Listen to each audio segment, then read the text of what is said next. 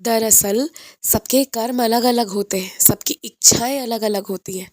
इसलिए एक ही भगवान को भजने का तरीका भी सभी का अलग अलग होता है और सबके पास कारण होते हैं। सबको मैंने अलग तरीके से समझाया होता है कि क्यों ये उचित है बाकी चीज़ों को छोड़कर। तो इसलिए सबका विश्वास भी अलग अलग चीज़ों पर होता है। तुम्हें जब मैं अपने भक्तों से, किसी अन्य साधक साधिकाओं से, किसी से भी मिलवाता हूँ, किसी से भी बातें आपस में करते हो और एक दूसरे के साथ अपने सोच विचार बांटते हो, तो वो बस ज्ञान अर्जित करने के लिए, सीखने के लिए, भक्ति का एक और ऐसा अनोखा तरीका है। सिर्फ ये समझने के लिए है।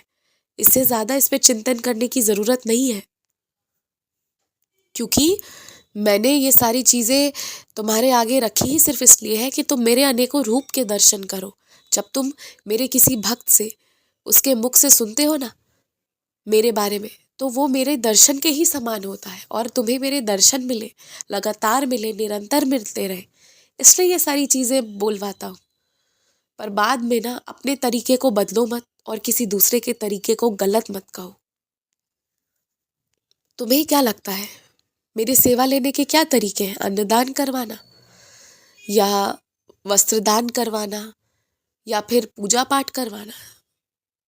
सिर्फ यही सब नहीं है। मेरी सेवा लेने के कैसे कैसे तरीके हैं ना, ये तुम सोच भी नहीं सकते हो। कुछ लोगों को तो ना मैं प्रत्येक दिन थोड़ा अधिक सुलवाता हूँ या किसी विशेष समय पर सुलवा देता हूँ और उसमें भी वो मेरी सेवा करते हैं। सोच रहे होगे ना कैसे करते हैं साईं?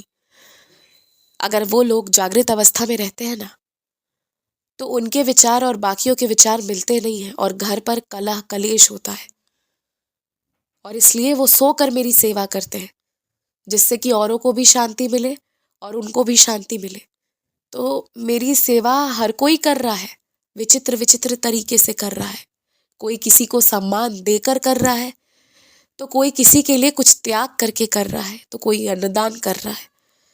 कुछ गिने चुने नहीं है, हर प्रकार की सेवा है मेरी और सब बराबर कर रहे हैं और कोई गलत नहीं है, सब सही है।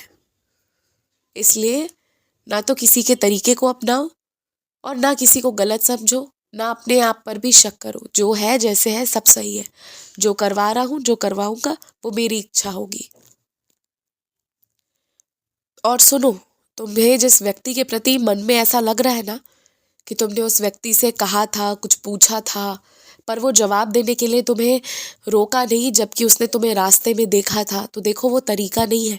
वो उस जगह पर तुम्हें नहीं रोक सकता, क्योंकि मान लो उस व्यक्ति ने तुम्हें रोक दिया और वो उसका रोकना अगर तुम्हें गलत लग गया, क्योंकि तुम अक्सर किसी के साथ ही चलते हो, और अगर नहीं भी हो फिर भी मान लो तुम्हारा मिजाज उस दिन कैसा हो, तुम्हें कोई अच्छी बात बुरी लग गई, तो ये वो व्यक्ति तुम्हें सम्मान देने के लिए ऐसा कर रहा है।